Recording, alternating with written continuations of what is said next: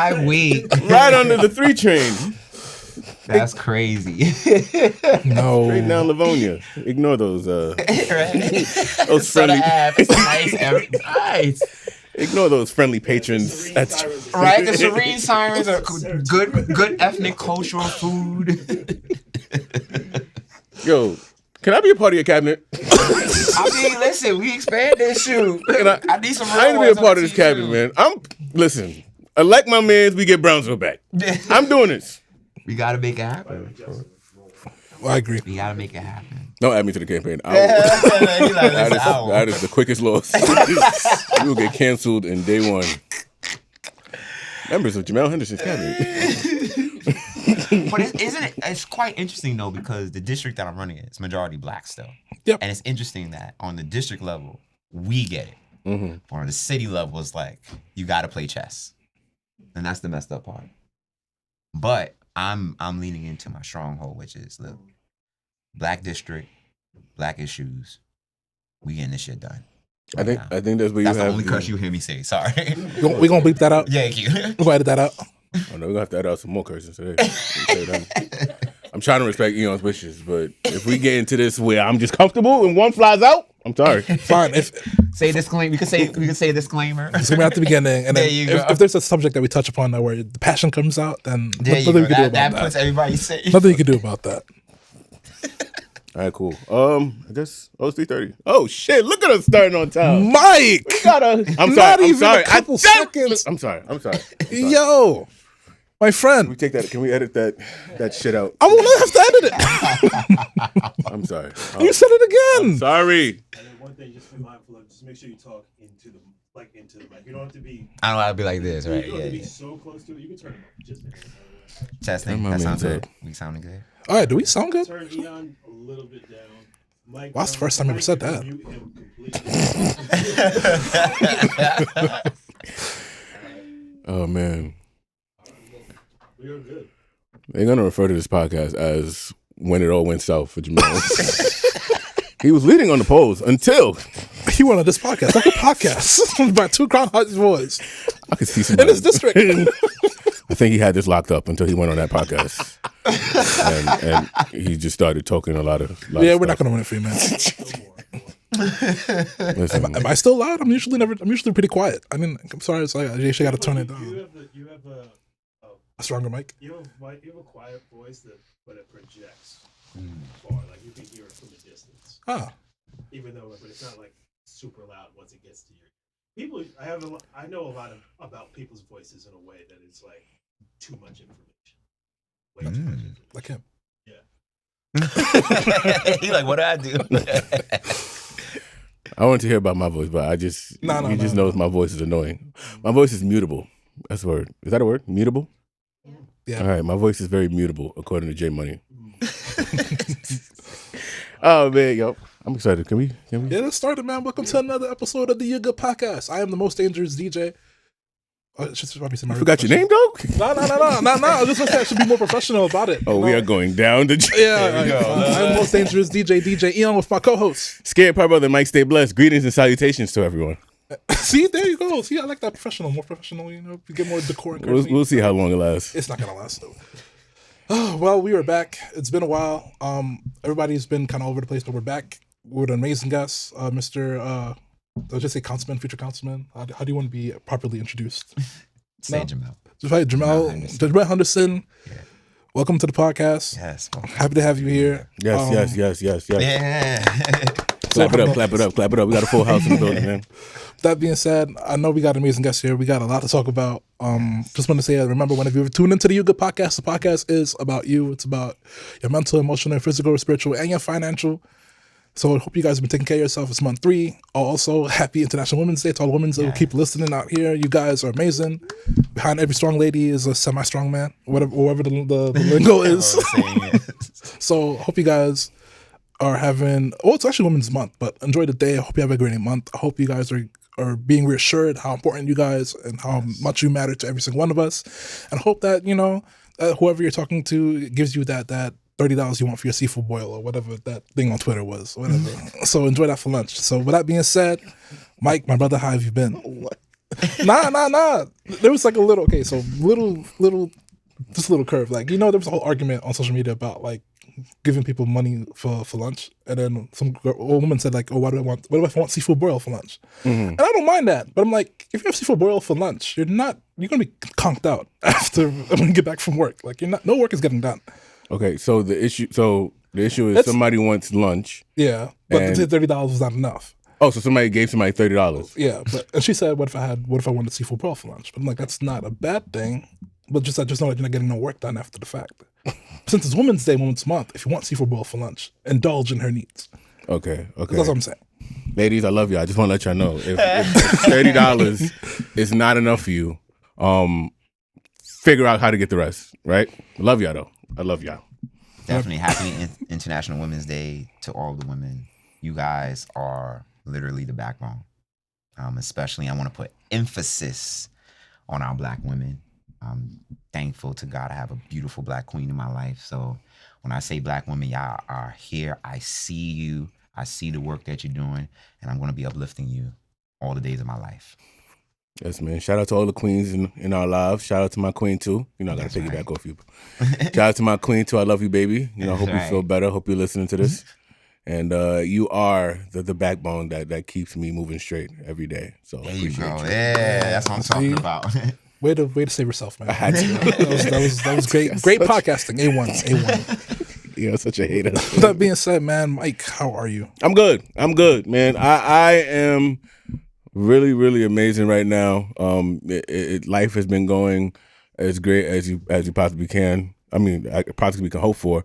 Just been in the gym, in therapy, as I've always been mentioning. Been traveling a lot recently. Just came off the plane. Shout outs to my guys. Just came back from Colombia, so that trip was beautiful. I didn't hands to myself. For me, I know a lot of people have misconceptions about Colombia and going. I just want you to know, honest to God, hand on the Bible. My hands was to myself. My eyes was in my eyelids, and I didn't see or touch anything. Now, with that being said, I'm doing good. How are you? I love it. Like, I ain't getting in trouble. Yeah. You feel me? You never know who's out there. It's a toxic world, so they be like, we saw Mike out there. No. I agree. CYA. You know what it was? So before I went out to Colombia, right? Like, my wife trusted me. And thank you very much for trusting me. But she was a little bit too trusting. I'm like, wait, hold on. What you got planned for me in Colombia when I get out there? Wait, because she was also away herself. Yeah, she was away out there, right? So I'm like, okay, you might be in another country. You're not going to be worried about me. We good.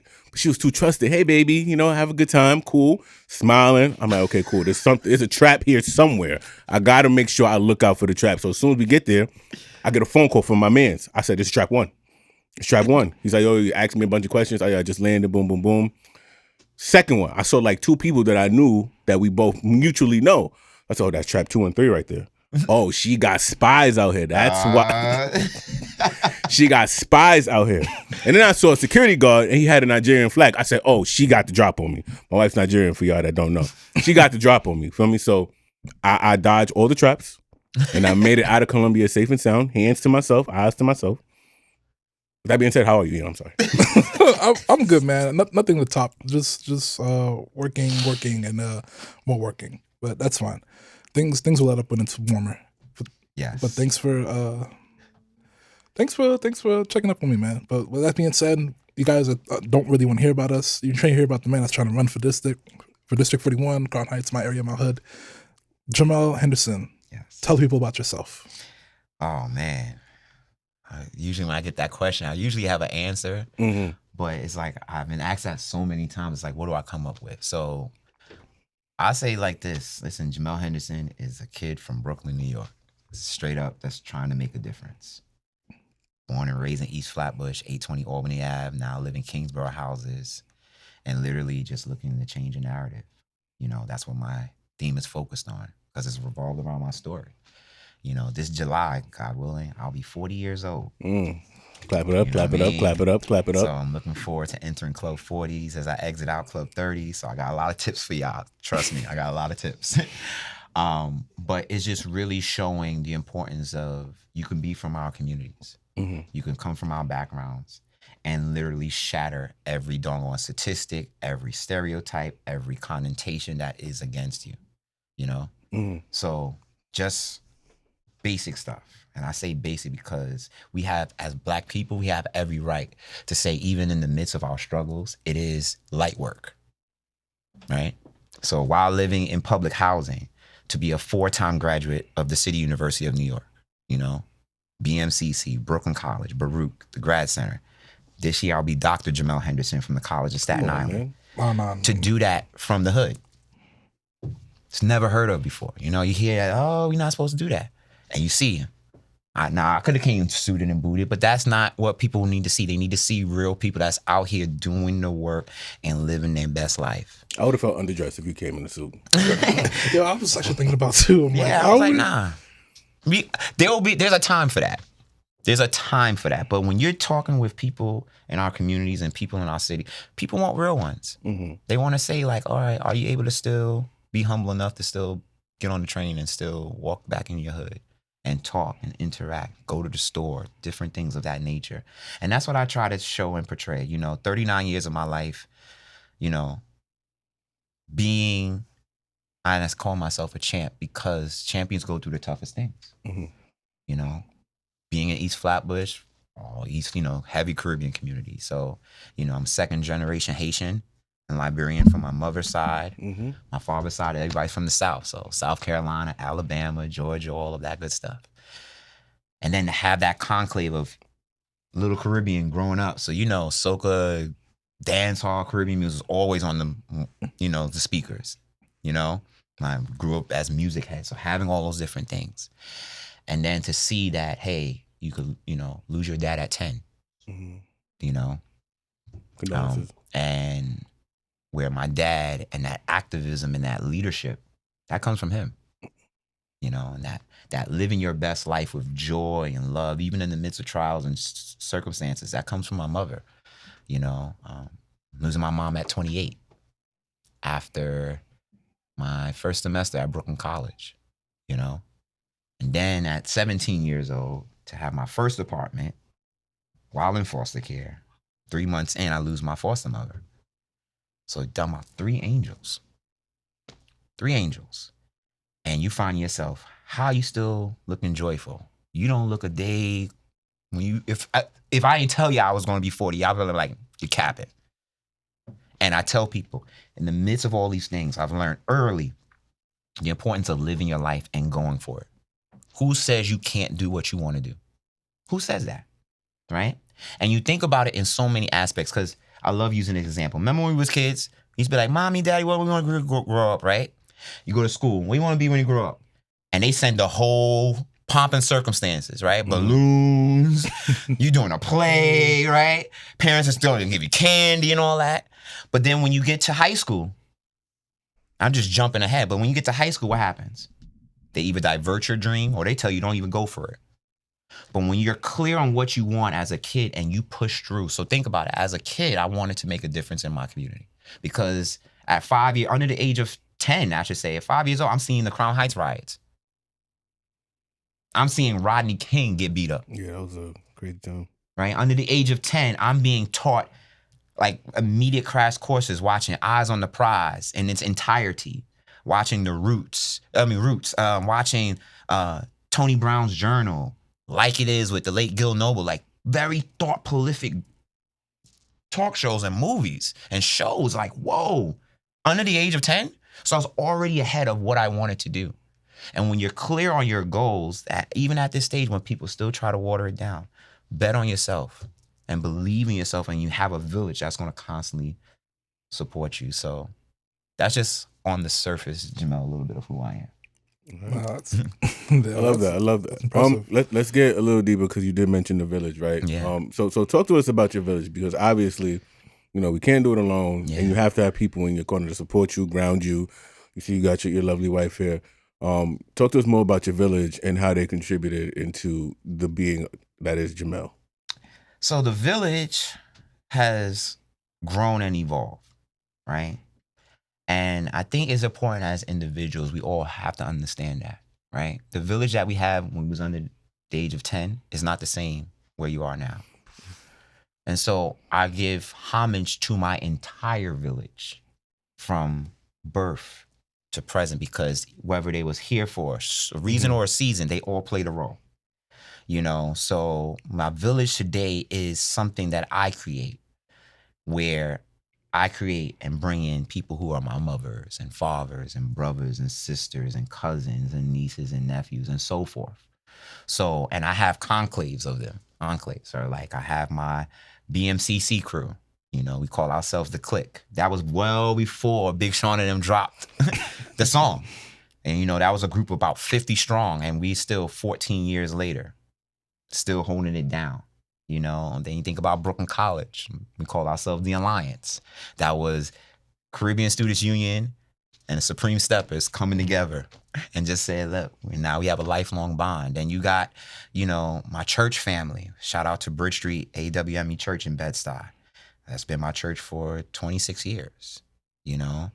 And then you have my foster agency with that was open, the Concord Family Services crew. You know, like, so there's so many different people. Then you got my Carnival Caribbean crew. Shout out to Karma Carnival. You know, like humility, where I'm constantly being grounded. And these are people that see me for me because I see them for them. And they know that, hey, I get to be me. They know I don't like titles. Like, yes, I love, you know, the importance of being in these leadership roles, but the titles don't mean nothing if you're not human behind it. And so my village is all about making sure that I am having fun, making sure we support each other, we encourage each other, and we uplift each other no matter the circumstances or challenges. That was deep. That was deep. No. You know, sometimes like somebody talks and you just like... You just got to absorb what they're saying and then just be in awe. Like, I know you're just trying to be yourself, but I really respect where you came from, what you're trying to do, and the fact that you still have so much that you want to do for your community, for your people, and the fact that you have so many people in your village that want to continue to support you. So like, you don't really see a lot of stuff like that in life. Like people usually keep to themselves. They don't have a village. They have nobody to rely on. And just hearing like your upbringing and just speechless, man. But I got two questions. You said the Clique and the Alliance. Are you a big wrestling fan? Yes, I am. Because I love factions, as y'all can hear. Because I'm hearing the Clique and I'm like, Shawn Michaels, Triple H, and then you said the Alliance.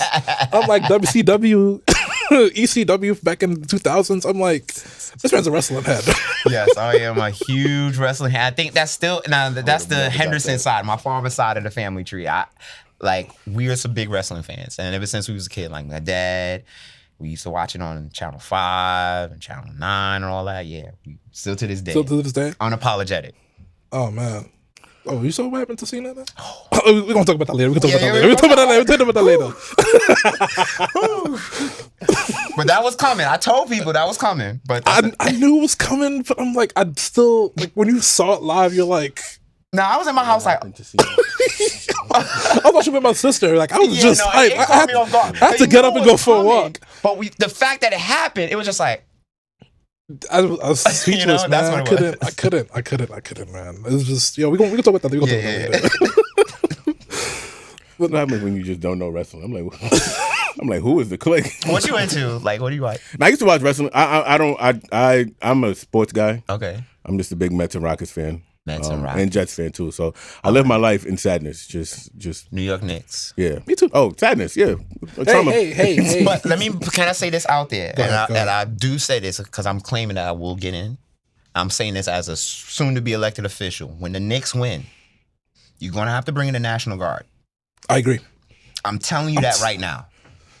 You see what Philly did when the Super Bowl won? Nothing. That's light work. Right? It's going to be like the end of Batman, like Tuesday, October 31st.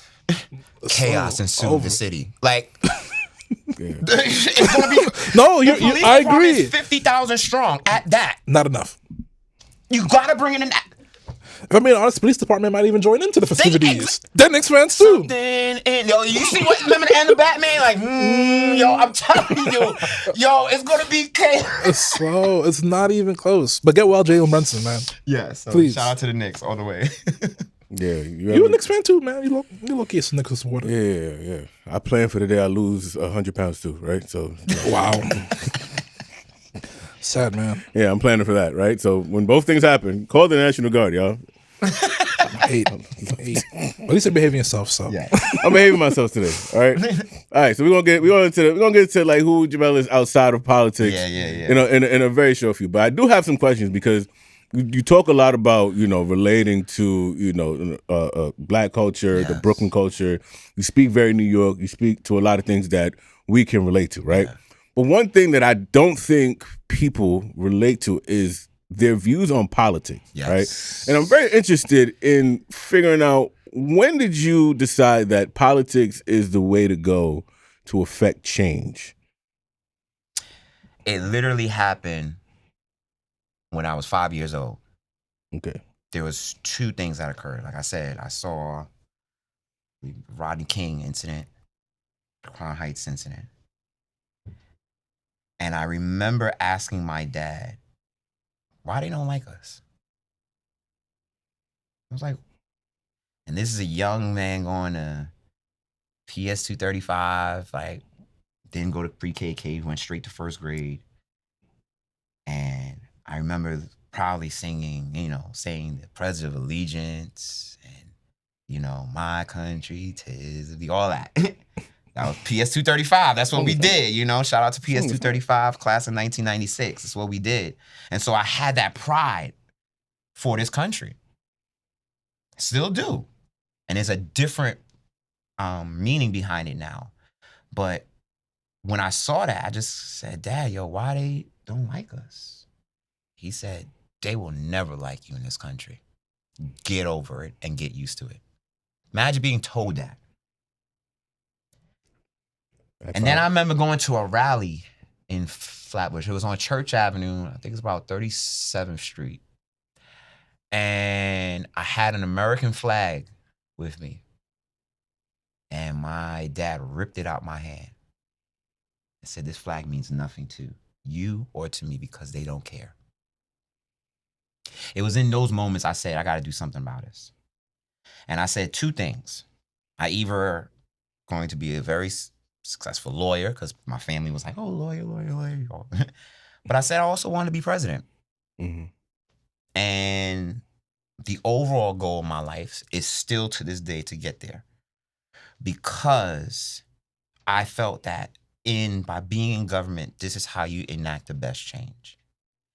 And at the capacity at where I'm at right now, as a proud organizer and activist with Citizen Action of New York, shout out to the Citizen Action family, working closely with working families parties and all of the different grassroots organizations and labor unions. Like, yes, it's good making noise outside. It's good bringing awareness to that. But that's not enough, and you need to be on the inside to really enact the serious changes that you need. And so it was also, in addition to that, the cry of the people, right? People are tired of inauthentic leaders that are getting paid. Think about this, 6 figures, y'all, 6 figures. I love using this analogy. If you paid $150,000 for a plumber to fix your building, and he or she does a terrible job, what would y'all do? Rhetorical. I can feel the energy. I can feel the energy, right? If a teacher or a daycare provider, when we was paying them $150,000 a year to take care of our child, and they did a terrible job, what would we do? But we don't put that pressure on our elected officials. Why? Because there is this false hope and lack of confidence that has been over the years. And the best way I can describe that is, again, I'm a proud foster care alum. So being in foster care, if you are coming in vulnerable and you have a caseworker comes in and say, hey, I'm caseworker Henderson, I'm here to help you. And you're like, okay. And then that caseworker leaves or violates. Now there's vulnerability again. And now there's a new caseworker. And then after a while, the kid starts becoming bad or resistant because it's like, I've heard this all before. What's going to be different? And that makes the job 10 times harder for me a caseworker who really wants to do the job. That's what the politics is. This is why people down to the block don't get connected, because it's like they're not hearing the realness. They're not hearing, people are not listening to what's on the ground. Like, and a simple example will be like this. I was at a community board meeting, and one resident, a homeowner, talked about how he is tired of walking several blocks to go get actual bacon for bacon, egg, and cheese because this corner stores don't have actual bacon because of the demographics that dominate the stores. And people looked at it, was like, oh, racial resistance. This was like, do y'all not hear this, man? Oh, you got my attention. That is an economic problem. That is a demographic problem, because when you think about it, you're like, hold on, how many, Hispanic Latino spots do we have in the community that actually cooks bacon versus the ones that are that you have to close down due to prey? Like, this is what communities are talking about. These are the real, that's just one small example where people feel like they're not being listened to. So that's why the politics is so important for me, because it's like I'm able to take all the political jargon, bring it into real talk terms, and flip it back to them where they'd be like, oh, this is why I need to get involved. So this is why it's important to me. Okay. So in this world where, you speak to, I'll keep it in the caseworker example, right? Yeah. When you finally get that caseworker that really cares, but the child is so messed up and so jaded that it's almost nothing you can do to prove to them that you are actually here because you care. I feel like you're in that position right now, right? How can you, what do you think you can do now to prove to people or to show something different to where people is like, that's just another, councilman. That's another talking. He's going to come and go, right? The first thing is, and this goes into, give y'all a little preview of what I'm researching. And as a doctoral student, a candidate, you come up with your own definition of research. So authentic leadership, that's my focus and my centerpiece. So I tell people authentic leadership for me is defined as the ability to lead powerfully from one's unapologetic ownership and identity, joyful communication, earned merit, honorable integrity, compassion, while providing service and true commitment to the people. In other words, you're being very clear on who you are and what you're bringing by telling your story that connects with the people you are serving. There are a lot of leaders that will not strip bare in front of the people. And when I say strip bare, meaning they will not tell their story in a way that's going to really tap into the hearts and minds of people. Because you hear it all the time, right? They tell their commercialized story, my dad was a plumber, my mom was this. But they're not going to dig deep in what is it like being 17 years old, where parents are trusting you to watch your friends over their house for the weekend. When they're not going to talk about what it's like to be so independent early that, hey, in your 20s and 30s, you started to feel youthful again because it was like, I've become a particular leader that early. And so it's really talking about the stories and what you're dealing with now. So I have no problem telling people, listen, I've been unemployed since August of 2023, not by accident, right? You hear this environment, we're looking for earned merit and character. Yeah, I just heard 4-time CUNY graduate, about to be Dr. Henderson, received citations from Borough President Marty Markowitz, received a letter of accomplishment from Michael Bloomberg, letter of recognition from President Barack Obama, right? Traveled 26 states, city and state. And now this is big flex. But even with all of that, Jamel Henderson, right? Because they see a black man with all of this. And it's like, hold on. And you from the hood? And so when you have all those things, you have to be able to tell it in a way where it's like, I am understanding you. I am with you now. So knowing what it's like to have over 100 no's in your folder and you're saying strong, all right, I'm going to keep going. And you're applying from the C-suite all the way down to McDonald's and you can't get in. It's about telling people right now what it's like to go down to HRA and you're down there for a full day and you're treated like an animal. That's the best way I could describe it. Because they look at you like, why are you here? And I'm going to make your life a living hell just because you're here. And so it's like really diving deep into the issues that people deal with every day. I'm taking the trains with y'all, right? I still go to the parties and I see all the different challenges. I'm talking to young people. Young people need stuff now. Like, it's like really stripping bare. You can't connect unless you are 100% real about your story.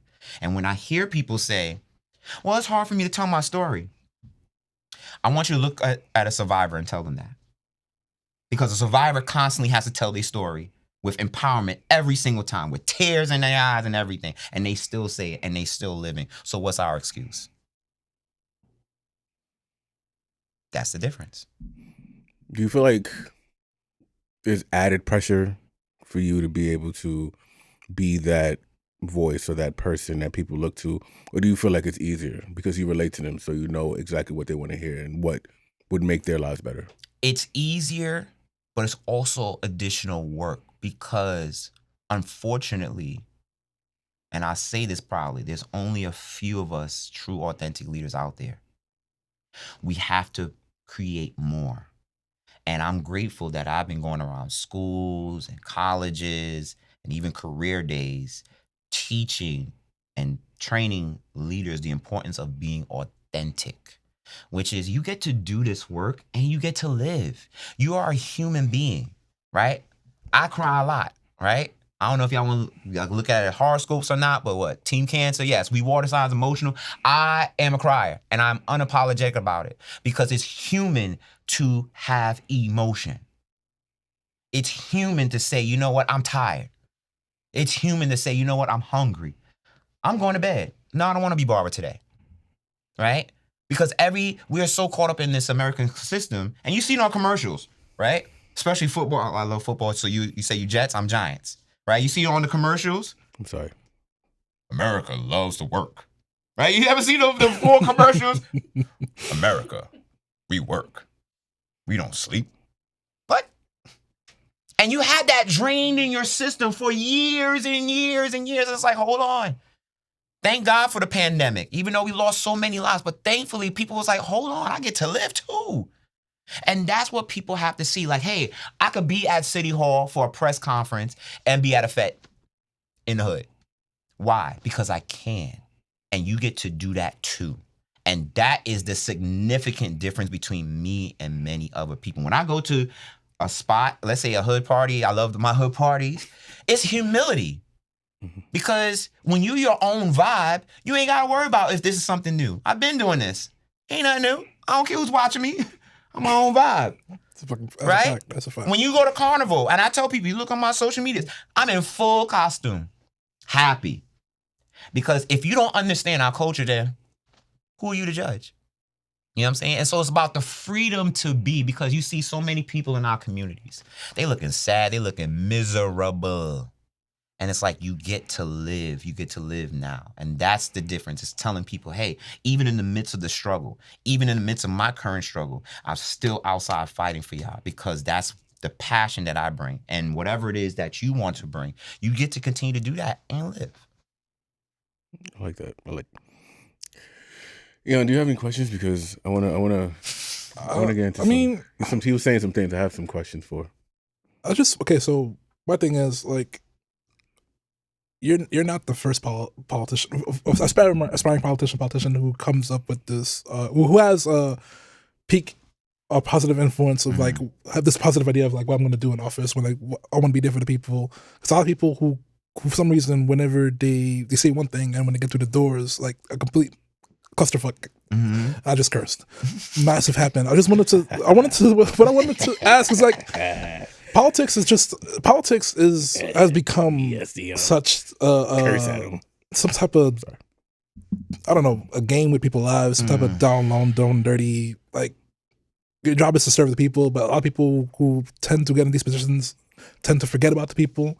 So what I'm trying to ask is like, what makes you different? Because a lot of people may have come and entered like the office with your passion and your invigoration and your tenure to do great, but somehow they get lost in the sauce. No, Like that's a good they question. get lost in redlining, a whole bunch of bullshit that whole bunch of corruption that goes on nowadays. So my thing is, again, my question is like, what legit makes you different?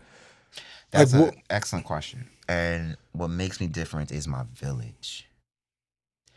Think about this, right? First of all, God, right? As a man of God, I know through the scripture and through the word how important leadership is, that God holds us twice as accountable. So I am walking in fully aware and knowing that by doing this, I have a greater responsibility and impact to be of service. If I do anything outside of that, I know I will feel it, right? And as a man of God, I fear him. Man, I don't want to be sleeping, tossing and turning at night. And that's the integrity part, right? When you make a good decision, you want to be able to sleep peacefully at night. And there's going to be tough decisions I make. And that's where the village comes in. Because I told somebody, I said, y'all really think that I can be corrupt and still pull up to Kingsborough houses and live there and be like, hey, y'all was good? Think about that. No. I said, do y'all really think I could pull up to my best friends and be like, yeah. Oh, yeah, I'm supporting, but then I vote on a budget or I'm taking this backdoor deal and still smile at them like that? No way. You have a strong village that holds you accountable. My church, I told somebody at a press conference, I was like, I will have a line of people from my church that will wait to slap me.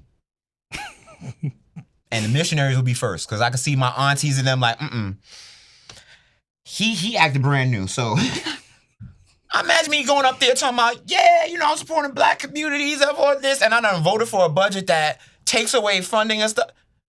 I could literally see somebody in the middle of a press conference just come out of nowhere. Boy, what the hell's wrong with you? And that will be my humility. Because again, when you walking into this space, you have to understand what you're really responsible for. And when you have these tough challenges and things like that, that's when you have to welcome the community and village in. And that is where the problem is.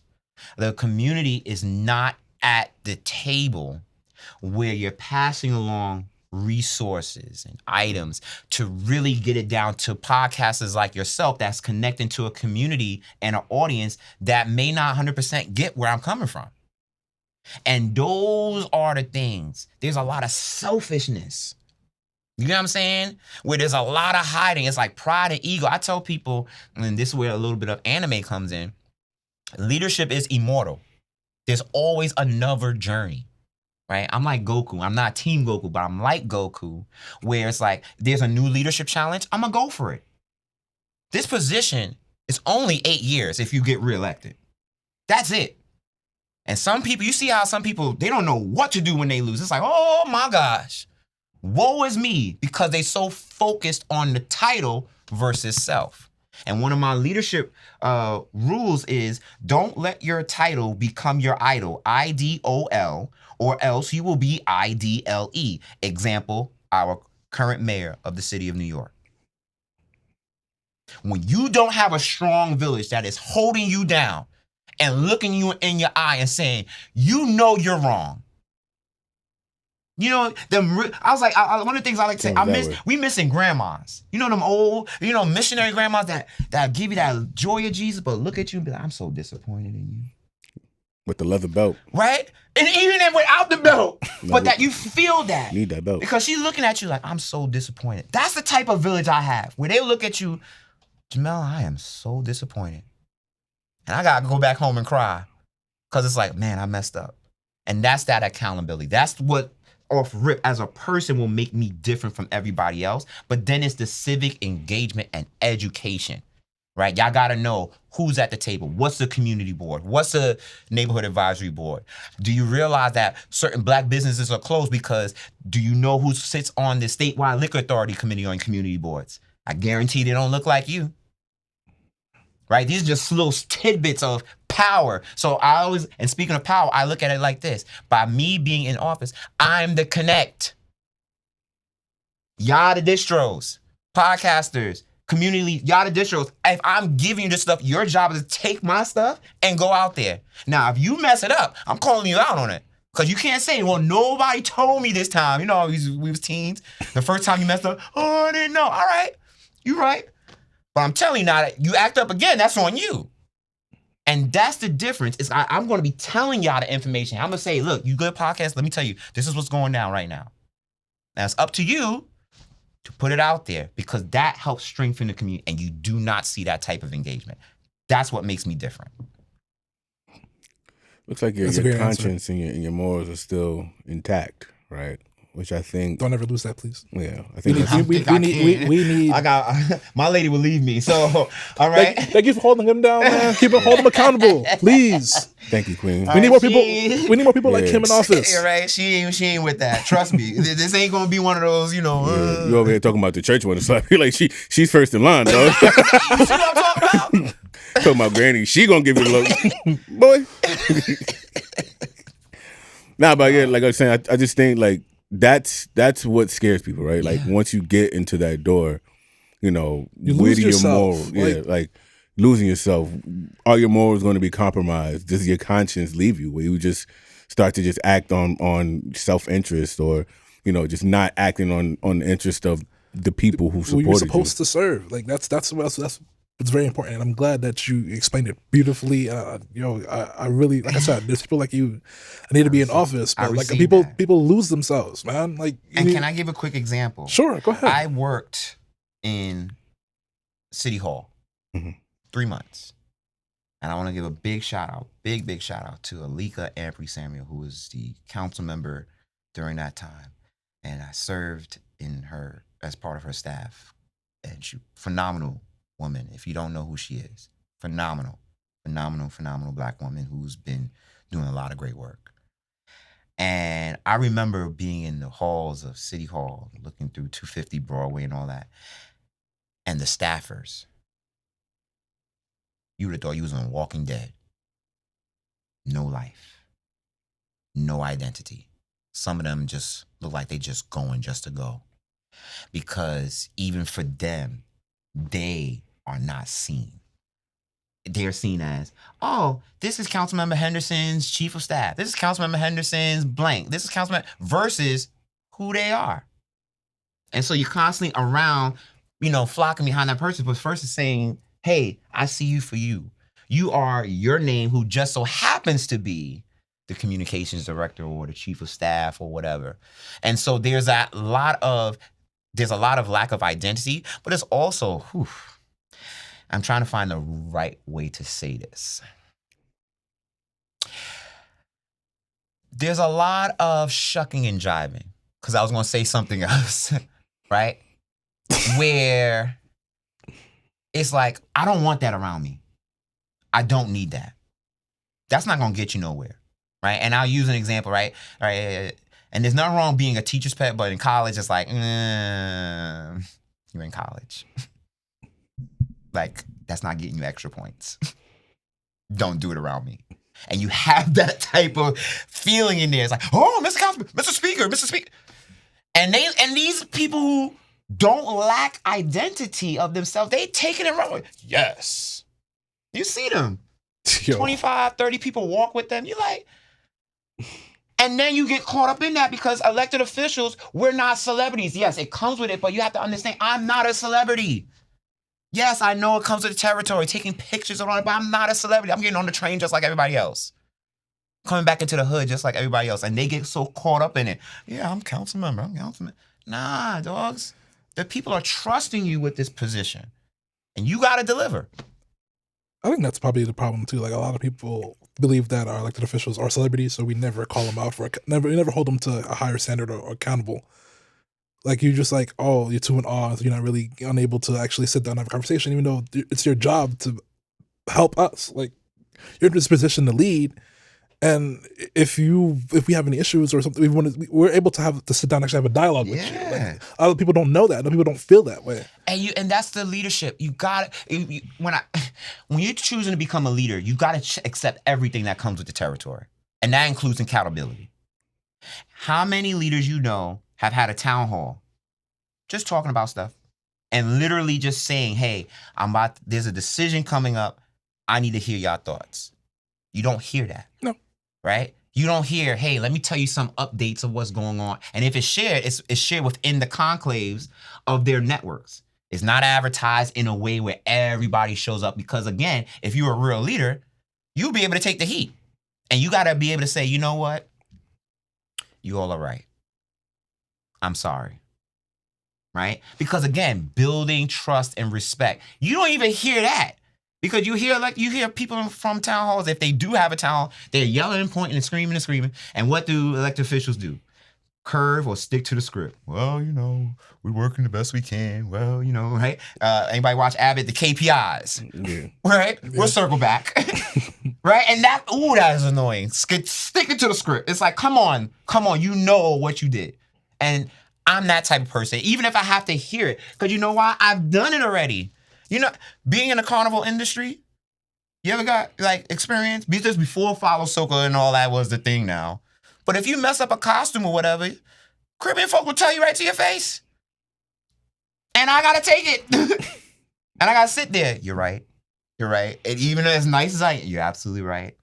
And who am I to yell back at them? You're right. You paid your money, right? These mistakes are going to happen. And same thing in these spaces. We have to be able to say, you know what? It's okay to make a mistake, and I will recommit, not promise. And that's the difference between me and what everybody you hear elected officials say, promise. You can't promise everything. You have to commit. And if you mess up, you recommit.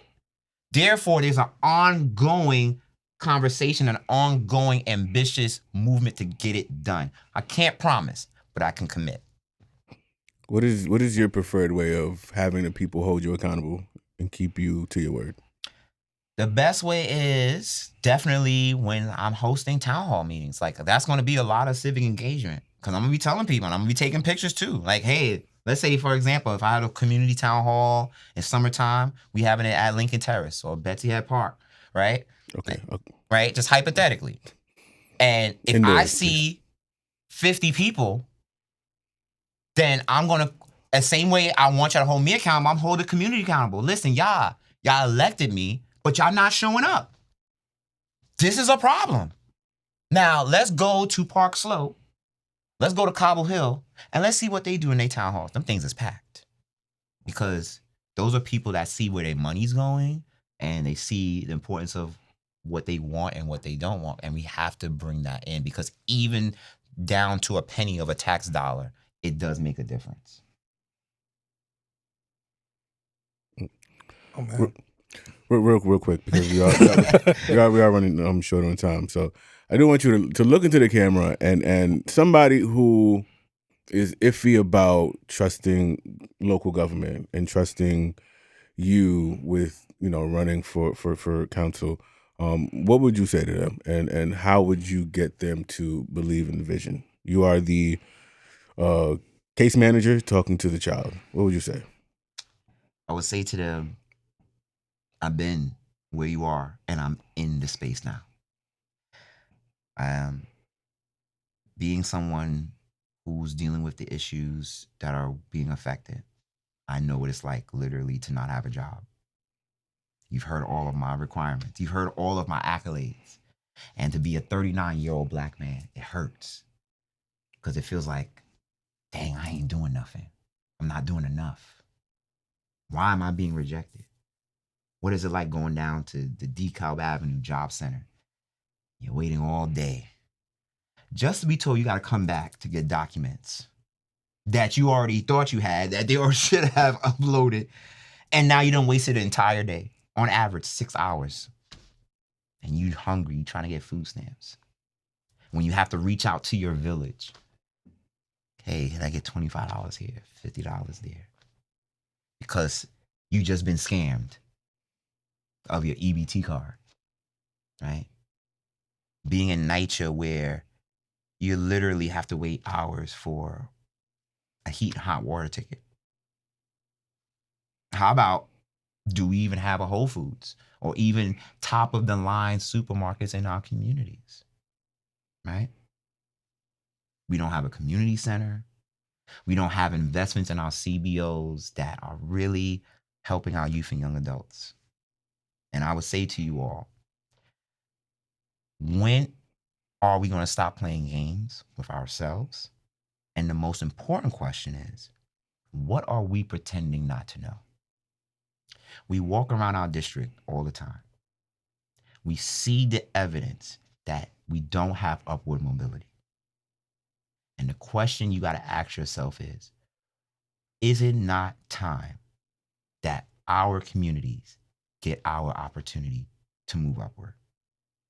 Is it our time that as one of the only Black majority districts in the city of New York, can we show and prove that our communities can have economic development, funding policies and resources, and thrive while still being a majority Black district? And the answer is yes. And through my story, unapologetically, in the midst of everything that's going on, right now, still broke, still unemployed, and still showing up and pushing through, that is passion and commitment. I can't speak for anybody else. But then I challenge you to do this. If you Google the timeline between 2023 to 2025, and then from 2017 to 2025, and then from 2013 to 2025, look who she's been actively fighting for you. When cameras are on and when cameras are off. And that will speak about who's really there for you. I'm just Jamel Henderson, who wants to be in this position of city council. But at the end of the day, I'm always going to be Jamel Henderson. Oh shit. Last question. I'm sorry. How do we speak to someone whose upbringing was a little more fortunate than the quote unquote, I don't want to say struggle story, that sounds offensive, but somebody who might not have experienced so much hardships growing up, who may see themselves in a place of affluence and right now, like how do you resonate with them? Because it seems like, you know, your background is one of overcoming a lot, right? Mm-hmm. But some people who didn't have to experience that, they may not be able to relate. So what's the pitch to them? I would say the pitch for those who were truly blessed to not have to go through our stories, you play a role too as part of the village, because your stories is also what people need to hear as well, right? There is a balance. It can't always just be one narrative. And that's why I focus on my theme is changing the narrative, because even though my story is of trials to triumph, and I'm still just getting started, there are individuals like yourselves who have remained affluent and successful and are doing phenomenal work. It's important that you are seen as well. I think about the homeowners that's in the district, right? You have issues and challenges as well. And for quite some time being ignored, right? There are families right now in our district that are making good money and they look like us. And they are doing very well, whether they're from the South or the Caribbean, they are here. And they want to make sure that their property and their blocks and their communities are thriving too. And it's important that when we're at the table together, that we hear from your stories too, right? Because even as the space of success, you continue to push forward to be a provider for your family, your community, your village. And that's why it's important that we all come together. Everyone has to be seen, valued, heard, and maximized for their gifts and talents. There's so much talent out there. And especially to the ones that are affluent. I want to hear from you because you have a role to play as well. And in this time, in this crisis, of everything that's going on the federal level, we have to focus that all politics are local. The closer to home, the greater the impact. And so I will encourage you all to see my story and know that, hey, I see you too. And you will have an opportunity to be at the table. There are going to be plenty of tables while I'm in office. This guy's good. This guy's good. So, let me see if I can get him off track. We can put all Fun stuff. Actually, no, you keep going. I love this. I just wanted to know, like maybe there's a website where people could find all the information about you, your platform. Definitely. That way we could just put it in the description of the video. That way people can click. VoteHenderson41.com. www.votehenderson41.com. It has all of my story. Has a beautiful video, has a lot of information. I'm blessed to say that we have 7 endorsements and counting. And that is coming from a space of pure authenticity. Because there's so much I want to come back and tell y'all more. Because the way how money, you hear what I'm telling you? How money plays a ridiculous gatekeeping role that they're not even thinking about the young people that wants to become elected officials down the road. The ones that say, yeah, you could do it, but where's your money? God has allowed me, and I say this proudly, that even in the midst of what we're dealing with, to have 7 endorsements because they've seen the consistent commitment to the work. That's what I mean by betting on yourself and believing in yourself. You're going to see all of that. You're going to see the fun side, you're going to see the serious side, and everything in between. So vote Henderson41.com. Please make a donation. Definitely volunteer. This is petitioning time, right? And we need to get on that ballot. And yeah, we would love the support. This is a movement. We need you. Vote Henderson41. Vote Henderson41, man. .com. Not .org, not .gov, not .net, .com. J-Man, how we got on time? Yeah, you guys have another 5. All right, cool. Do you have another session after this? Is that a question? Yeah, just in case we go over, just send it to me. Yeah. That is Somebody DJEonLLC@gmail.com. Yeah, I'll cover it. All invoices. All. That's fine. All right. I got it now, sort of.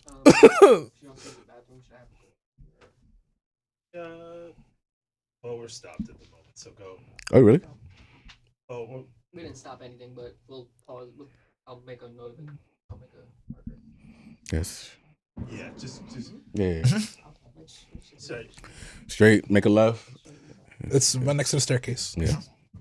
No problem. All right. You guys have one more question. Oh, I actually wanted to talk about Mr. Councilman, Doctor.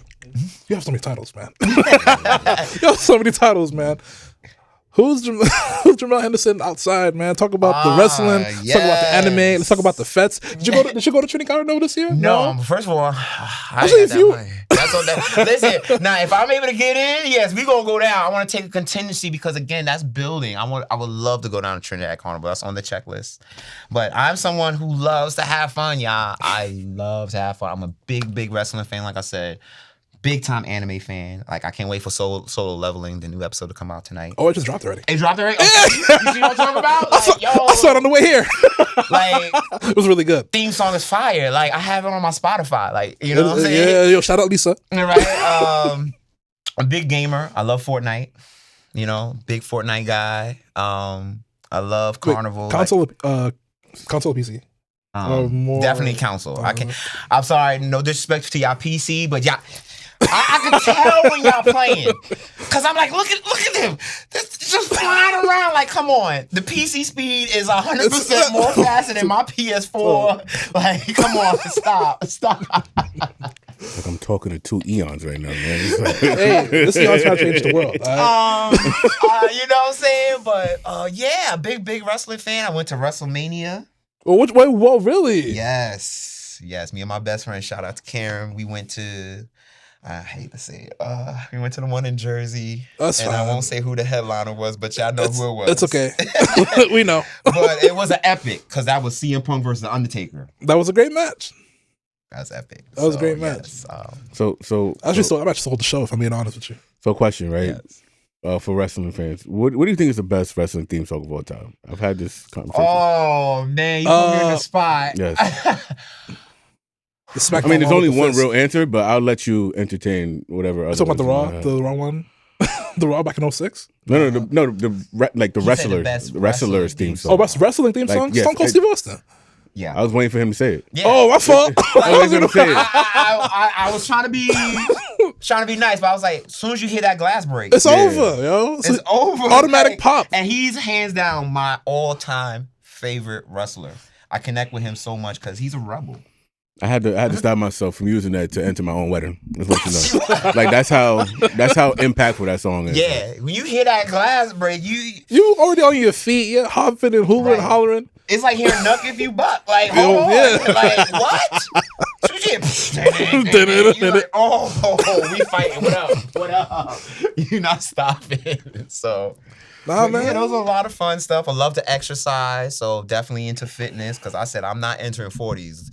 Yo, No beer gut for me. you gotta come to the gym with us, man. Yeah, so I come out. Come on, man. They gonna probably have me like doing 1,000. I'm like, hold on, slow your roll. Nah, come to the gym with us, man. Yeah. 7 a.m. Blink Fitness. Come on. All right, 7 a.m. Okay. We outside. Nah, but Yeah. don't tell me more. Okay, now we got. And then We I love got. to have. Oh, and I love to party. I Okay. believe dancing is the most freeing and best experience. You want to know if you're in love with yourself? Go to a spot by yourself and be your own vibe. If you can make it through the entire night being your own vibe, you are very clear you're in love with who you are. Oh, I hate myself then. Yo, I promise you, that's a test. That is the quickest 5 minutes you'll ever see me in the party. I am out. Buy a drink and dip. I didn't know it was that You want him on the deep. corner like, I cannot stick, y'all. Going inside a party by myself is the most awkward experience in the world. I feel like, Really? yeah, I like nobody's paying attention to me. I don't know. It's nobody's paying That's attention the to me. point. And but I feel like everybody's looking at me like, look at that nigga. What is he doing? tall Yo. motherfucker? He's in the corner, just Drinking I'm be standing in the corner, drinking Henny and Coke, fire Henny, just maybe staring at some people. Like, what is he doing, son? I'm like undercover cop. You ever seen that meme where it's just that nigga that's just standing in the corner? Yeah, And then he just standing everybody just partying. That's me. They don't know. Oh man, see, there's so much I got to talk. That's another thing. You can't do that no more. We can't. I mean, right? that's the party scene now. Or what I see now with the YNs, they Oh, won't God. dance or do YNs. nothing. They just stay in the corner. But I'm a killer, I'm a killer. That song comes on white. Why do White y'all noise. get so hype? That's the hottest song in the But, that's and the I hottest get it, song. and I get it. But Wait, it's that's like, a song? That's a trend? That's a song. yeah, it's a trend. I'm a killer, I'm a killer? Wait. Yes, It's the white noise song. That's why That's it. I don't party with YNs. But we got to change all that because it's like you can't get hype off the aggression when there's so many live life joyful songs out there. And so I think that's what we got to start doing. There's a lot of empowerment, especially for black men. That's part of this role that I have to do as well. Mm-hmm. So Yeah, I mean, I need to. I'm gonna try it out once again. I'm gonna see if I can go outside by myself. try it. But I need gang with me. I need. No, ain't nothing wrong with that. You don't have to do it all the time, trust me. But every now and then, just say, yo, I feel like going out. Yeah, man. Like go to Queens. Nobody knows you. Go to And nobody knows me. Go to the Bronx. And that's hard now because, I go to a party and it's Like- guaranteed one person, oh, Jamal, I just saw you. Yeah. You know? How do you feel about that when people like walk up to you like, Yeah. oh wow, hey. Like, are you used to it now? Or you're like, this is I still kind of am. weird. Don't talk to me. I am used to it. Again, when I told my lady this when we first met, I was like, I'm letting you know I'm a good mixie. There's a good mixie. It's a good mixie. There's a good mixie? There is something Never. called a mixie. Please Yo, explain to me. look at Mo. Please explain to me what a good mixie is. Look at Mo laughing. Look at Mo laughing, yo. Good mixie is when your name is around the social spheres and it's not being talked about in a negative way. When I pull up to spots, they like, oh, that's Jamel. Cool. He's Jamel the politician, Jamel the Sokolova. vice president, whatever, Soka lover, whatever, the gamer. That's what The I mean. Hokage. Right? The whole thing. They be like, oh, they pull up to my lady, they'll tell her, oh, yo, he's amazing, blah, blah, blah, blah. Versus, Deshaun? You see, you heard the tone and all that? Everybody, this is Deshaun. Right? There's, oh, that's Jamel, or, oh, that's Jamel. You see the mixiness? Yeah, ladies know what I'm talking about. The tone do this. Tone shift is crazy. Oh, that's Jamel. Next thing you know, your name, your username is all over their group Oh, chat. God. Like, that was the one that was outside. Versus, no, he's trust me, he's a vibe. And even in those spaces, the village protects you. That's the difference between good mixie and bad mixie. Thank you, Village. Yes, thank Thank you you for stepping up. village. You mentioned earlier about being in meetings in the morning, and then at night being in fetes, right? Do you feel like Eric Adams has soiled the names of soca-loving politicians? Yes. First of all, I'm gonna keep it a stack. He was never about that life. Oh, Let's be very clear. And he kept Remember, it a I stack. said ownership and identity. This man was our borough president. When have you seen him outside like that? He lived in Jersey. He still lives in Jersey. You see what I'm saying? You see, this the people. You see, y'all know. I didn't vote That's for what I'm him. saying. Just Like, saying. when you see somebody consistent, that's what I'm saying. Y'all know. It's like if I never did that, and all of a sudden I'm pulling up into a soca spot, y'all gonna be like, this dude is out of place. Cause you know why? I'm dressed like I'm still moving and politicking. Like, why am I wearing a suit at Ice Golden Green? Why, you think about that. You hear it? Yo, bomb, see, so from the right, girl, you have it. Sorry. Doing that in the suit is nuts. Right? And you know, you got a fat little spot, you know, it ain't no club or anything. It's all fat, you got a little awning, you got the little hose, you got a little oil, and you coming up in there. With a whole hey, guys, and you not even dancing. What? I never did that. That's the difference between me and this guy. I'm gonna pull up in shorts. If it's hot, the hoochie daddies is coming out. Like, I'm wearing this, like, yo, I'm outside because I've been doing this. My parents growing up, like, they talk about us millennials, like, yes, it was like we were independent early, yes. Growing up in East Flatbush, yo, we was outside like 2, 3 in the morning. Mm-hmm. Our parents trusted us because there was a strong village. So dancing and all that was nothing new to us. And I use that as a leadership test as well. You ever see leaders, you can tell they ain't living their life because they just so stiff. They do the same dances. Hey, pick... I got videos, yo. I tell you, I got videos of some of these leaders, and you're like, my God, y'all need to live. Y'all need to live. So for Eric Tate, he doesn't know he was doing that to really try to come in and be like, hey, I'm here with y'all. But you saw the videos in retaliation. There was a video that came out in Round 2 Cafe. They booing the man like, what you doing here on Utica Avenue in a suit? Talking about, yeah, I'm here for after work Wednesdays. What? Round 2 is, I don't know. Round 2 is fire. You know what I'm saying? Like, round no. You are somebody that's been about that and that's real about. If that's not what you do, then don't do it. Stay in your lane. You like coffee shops? Then do something at the coffee shop. You like lounges? Do something at a lounge. But don't come to a fete if you're not about the fete life. Yeah, man. Don't come to the Parkway and you're not ready to get on bad. Yeah, feathers in the suit was nasty work. That I remember. He had he had a feathers. You feel me? Like, come had like a suit on, with like feathers on it. It was like bro, we don't gotta talk it was about weird. that. Like, we saw it. That's Everyone saw it. inauthentic. And y'all, we know from the block, y'all like, come on, that's not even cap. Like, what is that? I'm driving this episode whenever Eric Adams retired. Like whenever he's gone, because he's still mad. He might fuck up some shit over here. I'm not doing this. He might shut down the studio. I would just say to that, and for black folks, and this is now real talk. This is gut check time. No more BS. Y'all know exactly. We know exactly what's happening. And if we're choosing to stand behind leaders, because y'all like, oh, it's a black thing, all skin folk. Not your kinfolk. How many people have been comfortable in the big house? Right? Y'all saw Django. Who? How many people would start with that? Who? That? Up there on that nag. Right? How many people will get mad because of progression to see empowerment for us and will be like, him? In the big house? Your granddaddy rolling his grave. How many people really think about that? Are literally saying, in spite of all of this, is still saying, we're going to stand with somebody? Do you not see the standard for black leaders? Look what happened on the federal level. And this is for black men now, because shout out to the black women. Jasmine Crockett, Maxine, y'all out there. Where are the men? I could not do that. There's no way I could be like, yo, I'm all about women's and rights and I'm supposed to think I'm supposed to still get something from my girl and I'm not out there fighting for y'all? It's gut check time. Do you hear what I'm telling? This is gut check time. We have an opportunity to focus and really transform our city. And I'm focusing on our black New Yorkers. Stop capping with yourself. A lot of these people gonna come in, they're gonna give you all the fluff.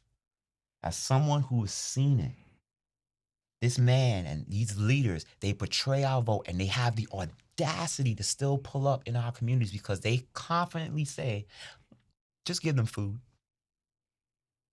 Get them a trip to Atlantic City. They gonna vote for us. They don't need much. That seafood boy you talked about, let me do a day of seafood boy. I guarantee everybody, oh, candidate Henderson got money. Yeah, we vote for him. But then your communities are still hurting. So you got a good meal in your belly. But the 4 years, you're still like, why Brownsville still hurting? Why East Flatbush don't have a Caribbean Cultural Center? Why the Parkway is dying? Right? For real. How can you improve the Parkway if you don't know anything about Carnival? You can't. It's impossible. Right? How can you understand NYCHA if you aren't currently living in there? Right? How can you understand foster care and all the different issues that youth and young adults if you're not even sharing it? Right? At least share it. Share something. Right? And you hear them, they'll give you all the surface stuff. It's like, no, Black folks, we have to deliver for us. We're living in a time where this president and these leaders are straight up saying, I don't want Black people in leadership. Forget about the DEI stuff. I hear all that. You see the stats. But on the surface and in your face, who are they firing? Yeah, we were most qualified too. So it's real talk time. These people are going to get paid. Think about the mayor gets paid $425,000. The mayor of the city of New York. That's more than people we know. And you really gonna give this person another shot? I'm good, Really? man. Right? You gotta ask yourself these questions on the most local level. Who's been acting like, y'all know who's y'all see fighting for y'all? Oh, this new face come out of nowhere, really? The most important time, I'll give you a real talk. After June 24th primary, is between June 24th, 2025 and June whatever, 2029. That's when all the cameras stop. That's when all the media attention comes. And you're going to see who's been really doing the work. And that is the difference. And this is why I say it's gut check time. Don't play games. Don't sit home. You sit home, we lose our city. We all focus on the federal level. The local level is important Local too. level is most important. Agreed. Well, we councilman, future councilman. I Dr. received that. Thank you. Dr. Council member, Doc- whatever y'all want to call it, right?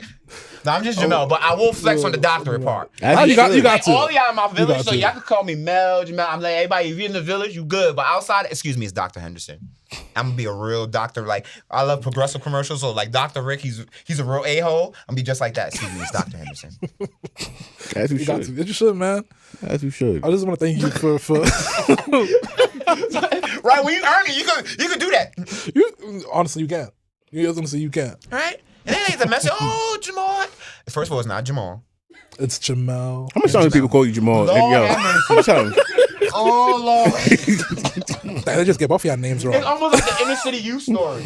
And no disrespect to the Jamals out there, but it's like, how do you get Jamel from Jamal?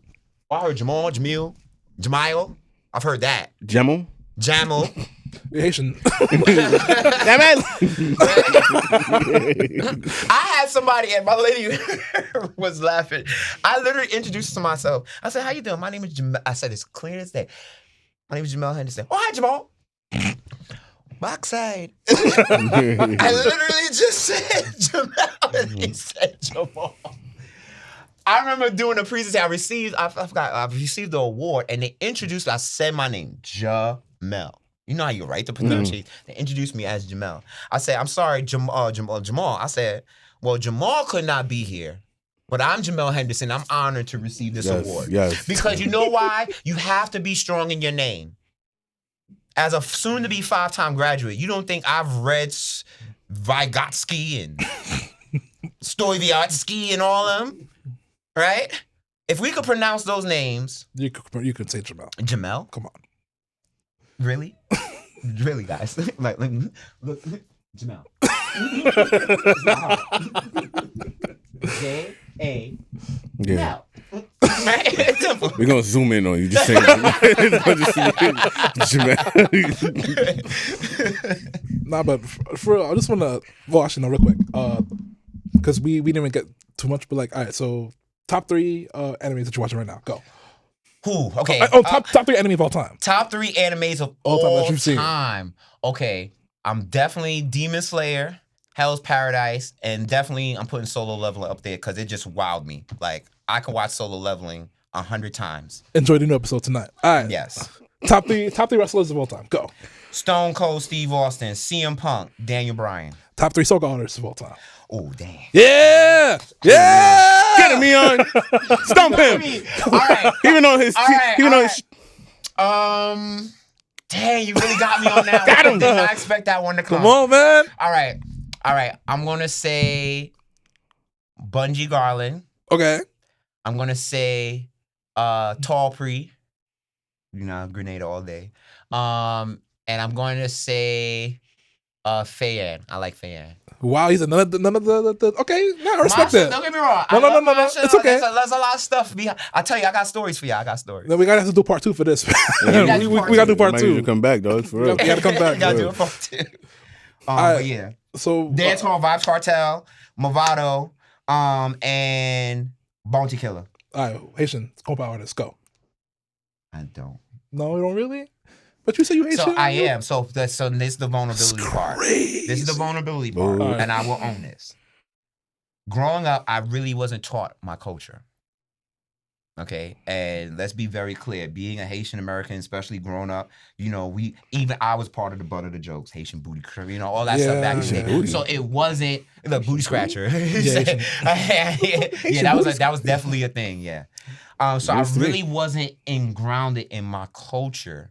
And more importantly, I didn't feel my ancestors' revolutionary DNA until most recent, where I really started embracing it more.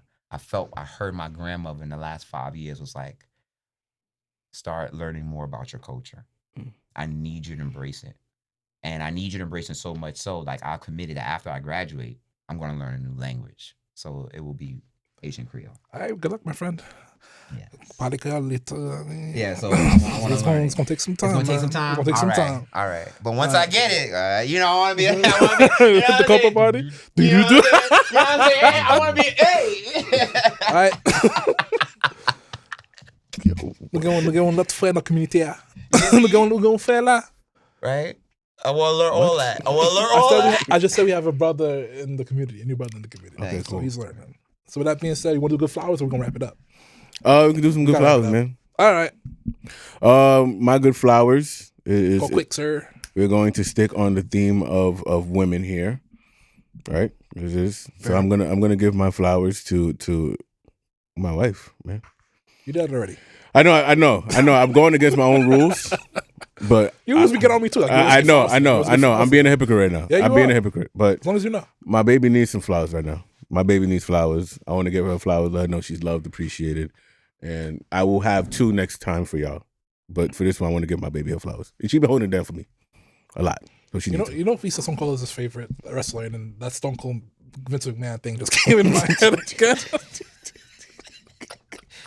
Pray for me. Best segments too. I'm just saying. I'm gonna give my flowers to my friend Annalise. Her birthday just passed. Just want to wish you a happy birthday. Shout out to you. Been friends with you since high school, and somehow we're still cool today. So just hope all is well with you, family and friends, and that you guys keep going strong with the Alamo Death House strike. That you guys get what you want because corporations deserve nothing. So shout out to you guys. Keep on the strike. All right, Dr. Councilman. Yeah. My special flowers is to my Hufflepuff. She knows who she is. I won't mention her name because I'm protecting her, but she's absolutely amazing.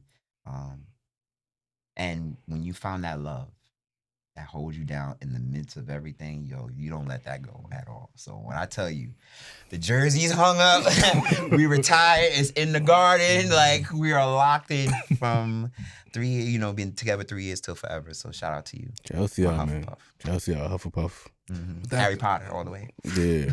Man, you a Harry Potter nerd too? Yeah, All right, shout out to Harry Potter, man. Let's try this podcast out. We gonna talk. Levioso, all that. Yeah, man. You wasn't expecting that, huh? Yeah. It's But really that like being a said, second man. Eon. It's like So talking to 2 eons right now, man. It's like I'm seeing double. Yo, with that being said, man, this has been another episode of the You Good Podcast. Definitely one of the best we had going in a minute. Yo. Actually, Brandon was really good too. But man, I'm the most dangerous DJ Eon, with my co-host. Scary Pop Brother Mike, stay blessed. And our Signing out. guest. Yes, Jamel Henderson. Thank you so much. Just Jamel, no councilman, doctor. Soon to be, we declare him speaking life. Soon to be Dr. Council Member Jamel Henderson. Make sure you go to the website, vote Henderson 40. All the information. All that information. I'm also on Facebook and Instagram, so add me. I do follow back. I'm real cool. That being said, I hope y'all good, man. Yeah. Yeah. That was good.